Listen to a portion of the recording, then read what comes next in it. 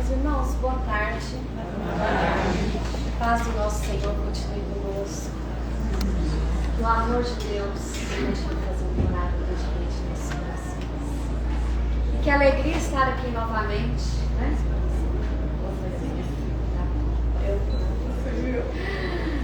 Que alegria estar aqui novamente nesta casa abençoada, né? Neste momento, nós estamos falando do Mestre, Jesus. E antes de falarmos dele, né, vamos pensar nele neste momento. Vamos elevar os nossos pensamentos ao alto. Vamos buscar o que nós viemos pedir nesta casa, o que viemos deixar, os irmãos necessitados da oração, do acolhimento, da direção, aos planos para acolhê-los, também aos encarnados que se encontram no momento da prova. Vamos levar esses nossos pensamentos por amor, por caridade, por compaixão, com a oração que o Senhor nos deixou, nos ensinou.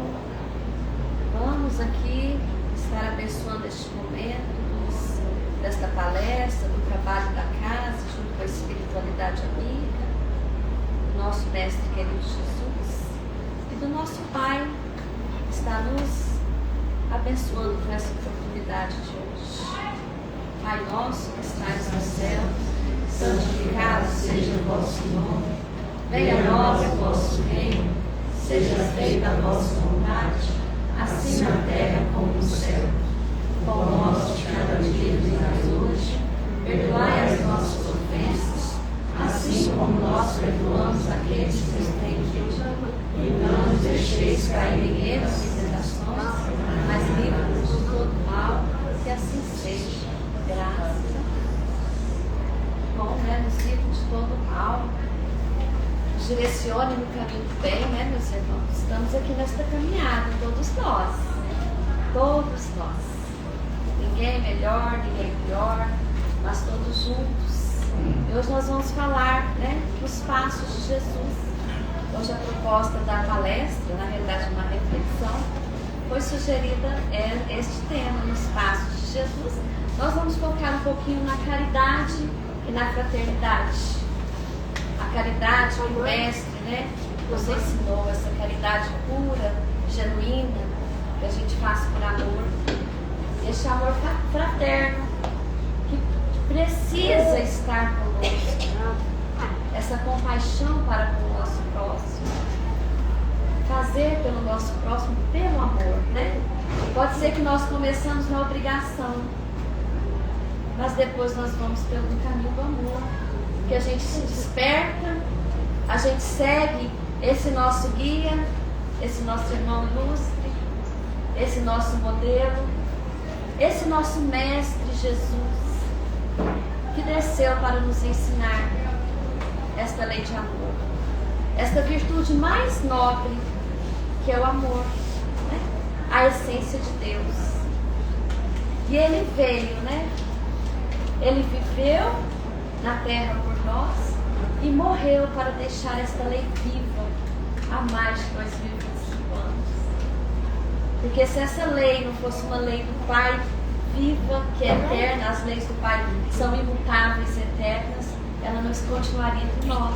Ela já teria morrido assim, como nós, né, que morremos e viemos e vamos fazendo esse ciclo. Mas ela permanece, né, há mais de 2025 anos atrás. Aí eu sempre digo para vocês que eu trago os nossos livros, né, abençoados. Esse aqui diz assim: segue-me. Ele já está fazendo um convite. Segue-me. Jesus faz um convite para nós, né? Ele diz: segue-me. Então, quando esse livro aqui no item da fraternidade diz assim, João diz assim para nós, capítulo 4, versículo 7, diz assim: amemo-nos uns aos outros. Amemo-nos uns aos outros. E para nós amarmos, meus irmãos, é preciso despertar em nós as nossas virtudes. Porque ainda há muitas mazelas, né? Há muita imperfeição.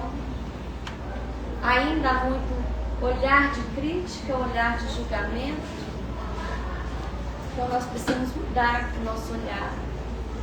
Olhar para o próximo, assim como Jesus olhou para nós.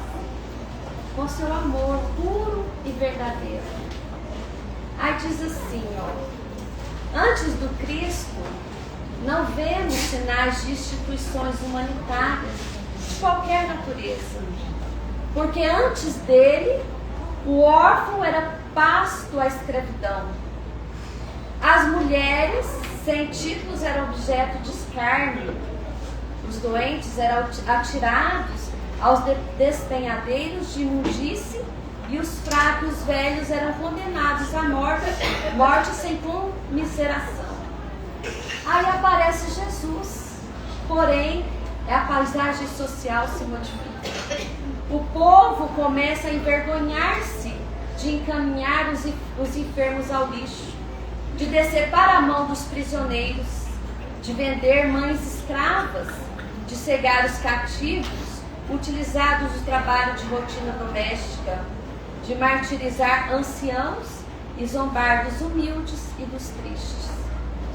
Um novo mundo começa com a vida de Jesus, que é a nossa segunda revelação. Está no nosso Evangelho segundo o Espiritismo, né?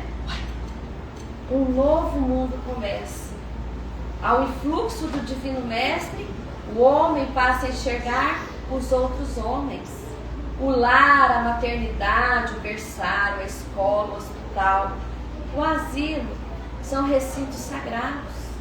E um novo gênio de luz ergue-se muito acima daqueles que faziam respeitar pela espada, pelo sangue, pela sagacidade e pela força para governar as almas da terra. Sem palácio e sem trono, sem coroa e sem títulos, o gênio da fraternidade penetrou o mundo pelas mãos do Cristo e sublime e humilde continua entre nós em silêncio na divina construção do reino do Senhor. Olha que maravilha esse texto. Aqui o Jesus nos mostra, né? Que ele realmente veio para nos modificar. Porque lá na primeira revelação de Moisés, era tudo muito severo, né? Olho por olho, dente por dente. Mas ainda nós também vivemos, né? Estivemos naquela época, nós ainda não tínhamos o adiantamento. E o Cristo veio. Ele não veio para destruir a lei, né? Ele veio para cumpri-la e desenvolvê-la. E dar-lhe seu sentido verdadeiro e apropriá-la ao grau de adiantamento dos homens. Está lá no Evangelho, no item 3 e 4, a segunda revelação. E é por isso que encontramos nessa lei os princípios, os deveres para com Deus e para com o nosso próximo, que constituem a base dessa doutrina. Então, quando nós olhamos para a doutrina espírita, que é a terceira revelação do Espiritismo, até o nosso irmão Bruno fez um Momentos de Luz. Quem é que acompanha as nossas redes sociais? Lá está, Momentos de Luz, acho que foi semana passada, né, Bruno? Ele fez na quarta-feira sobre o Espiritismo. Maravilhoso o tema abordado pelo nosso irmão, junto com a nossa espiritualidade amiga. Essa doutrina, qual que é a base dela? É Cristo, é o Mestre. Só que veio nos revelar o quê? O céu e a terra. De onde viemos, para onde vamos, o porquê das nossas aflições. Por que sofremos? Por que o irmão sofre? Por que um nasce com fortuna, o outro nasce desafortunado? E essa doutrina, que é considerado o Consolador prometido, nos traz respostas. Respostas claras. Que se o nosso coração, os nossos ouvidos espirituais, os nossos olhos espirituais voltarem para nós mesmos, nós começamos a enxergar isso tudo. Porque infelizmente na nossa caminhada na Terra, hoje num planeta de provas e expiações, essa turbulência que nós passamos não nos deixa refletir. Porque quando nós vamos deitar, né, na nossa cama para descansar esse corpo físico, a cabeça está cheia. Quando não está cheia, a gente tem, infelizmente, isso nas nossas mãos. Infelizmente por um lado, né? Por outro, a gente tem coisas abençoadas, né? Privilegiadas aqui dentro.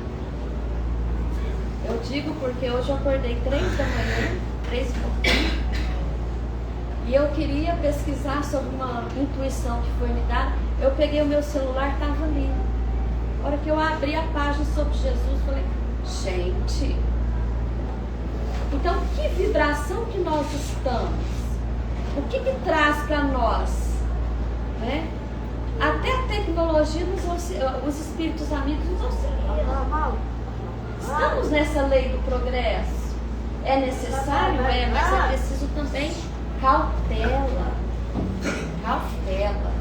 Porque tudo em excesso nos aprisiona. Né?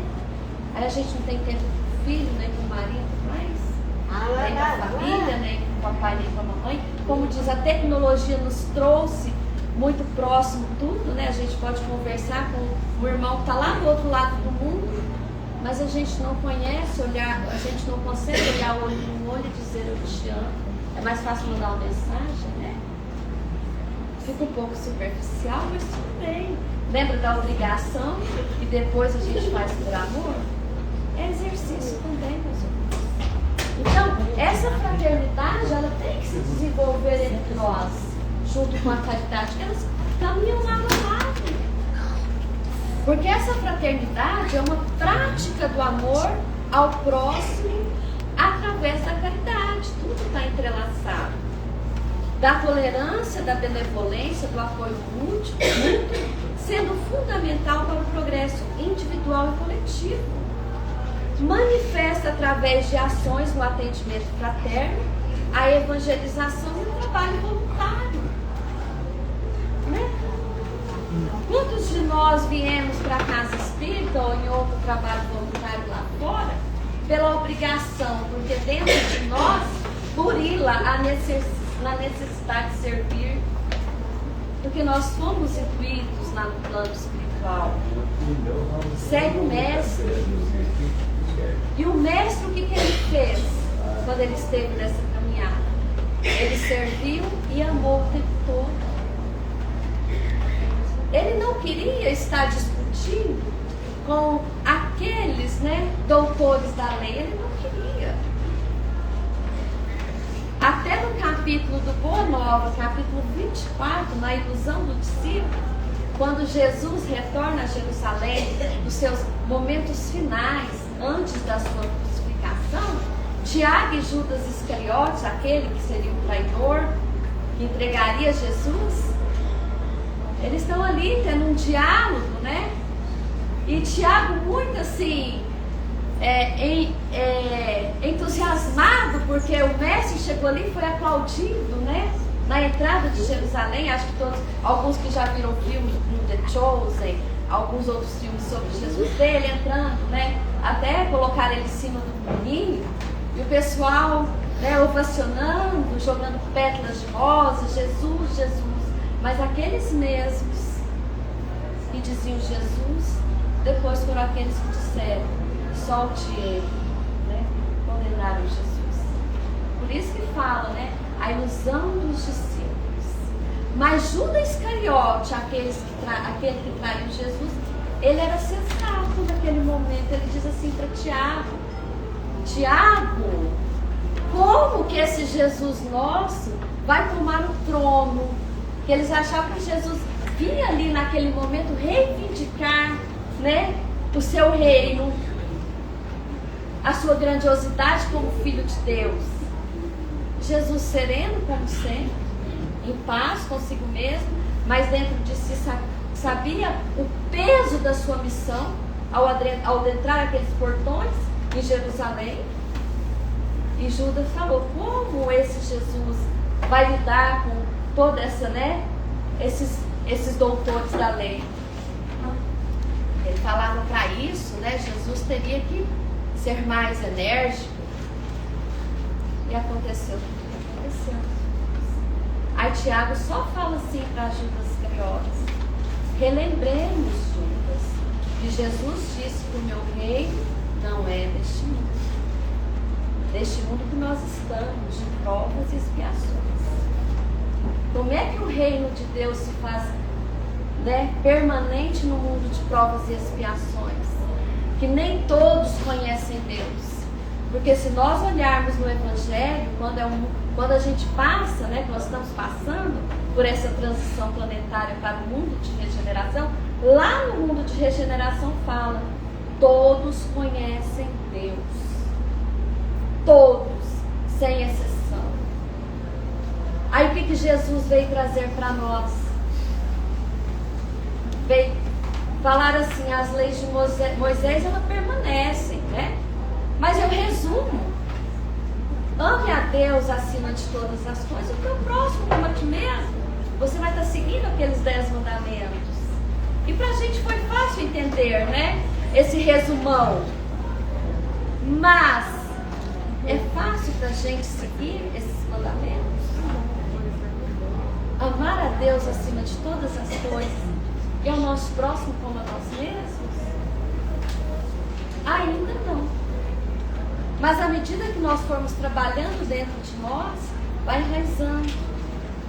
E aí o nosso coração vai limpando todas as chagas, principalmente do egoísmo, do orgulho, né? Que são as chagas da humanidade, que ainda não deixam nós avançarmos. Então, meus irmãos, é viver neste amor. Os passos de Jesus é amor. Os passos de Jesus é caridade. Jesus não veio, né, com riquezas. A riqueza maior era o quê? A sua caridade moral. E claro, a sua grandiosidade espiritual nos deixava muitos exemplos. Com aquela adúltera, né, que ia ser apedrejada, e ele chega, ele era uma presença ilustre, era respeitado, e ele chega ali e as pessoas vão apedrejar aquela adúltera, né, que cometeu o pecado. Aí perguntam para ele, já que ele é um ser tão ilustre, tão nobre, né, cheio de exemplos, pergunta para ele: ó, ela adulterou, né, traiu o seu marido, o que vamos fazer com ela? Jesus olha a cada um que está com uma pedra na mão para já jogar naquela mulher pecadora. Fale: quem de vós, né, quem não tem pecado, atire a primeira pedra. Aí a nossa consciência volta para nós, porque a lei de Deus está gravada na nossa consciência. E aí nós olhamos para nós e falamos: peraí, eu também sou pecador. E um a um as pedras foram, né, caindo de suas mãos. E aí Jesus pergunta àquela adúltera: e aí?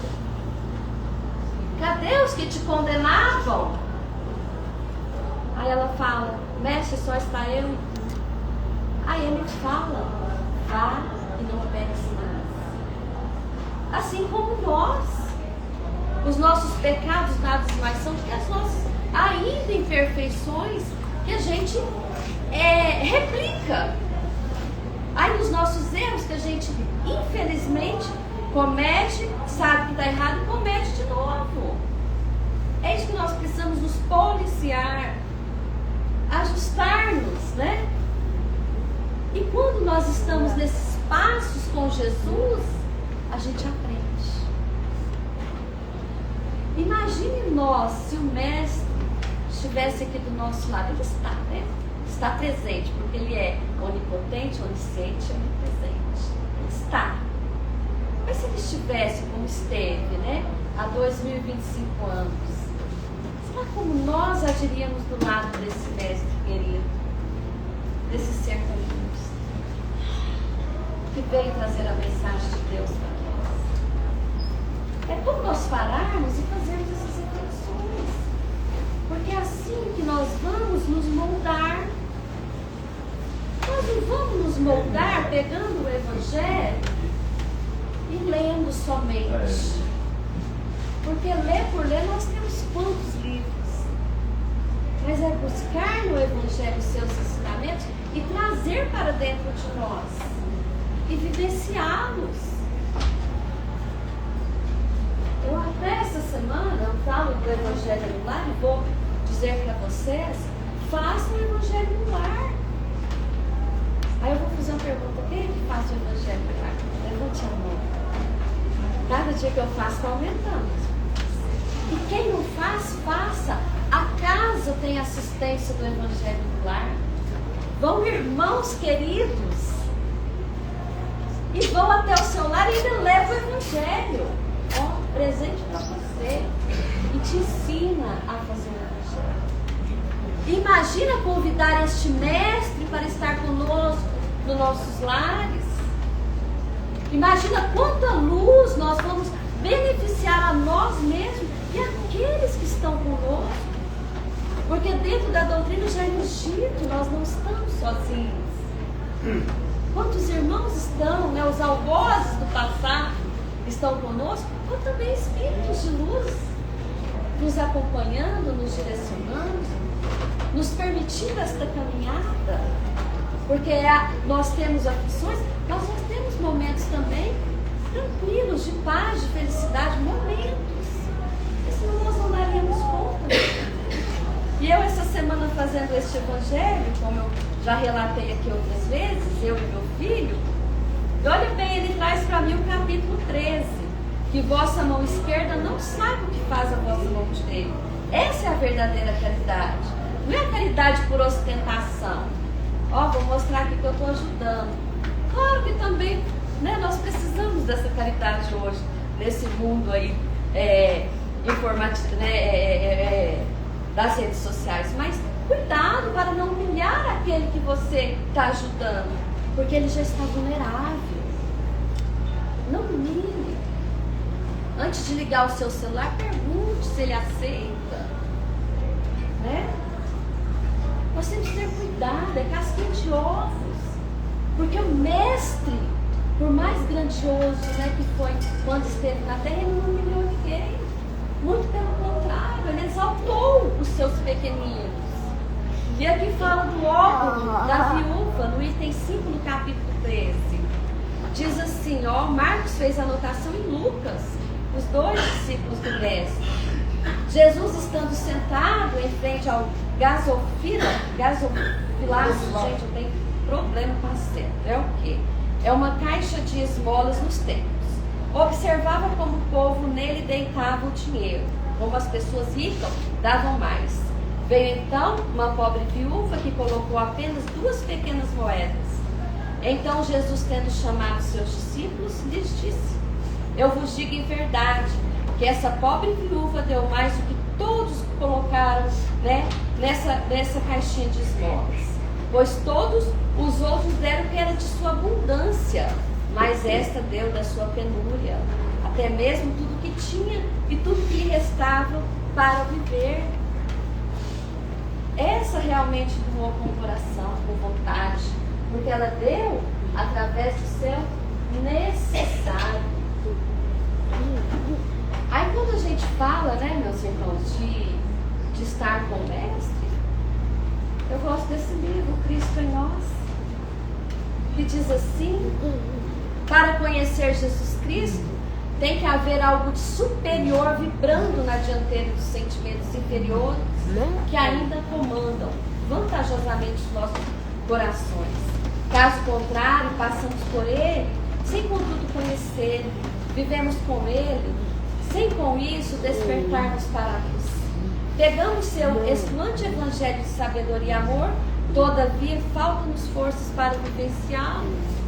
É o que a gente acabou de falar. Quando o discípulo não está preparado, surgem numerosos conflitos em seus caminhos íntimos, como gigantes frente ao pigmeu, impedindo toda passagem, almejada do candidato, sem falarmos dos problemas exteriores. Quando nós estamos na caminhada com Jesus, pode ter certeza que vai ter problema. porque vai nos testar, é um mundo de prova e expiações. Até Jesus foi testado, imagina nós, né? Imagina nós. Então Jesus sentiu necessidade de descer à terra, obediente aos planos já traçados pela inteligência divina.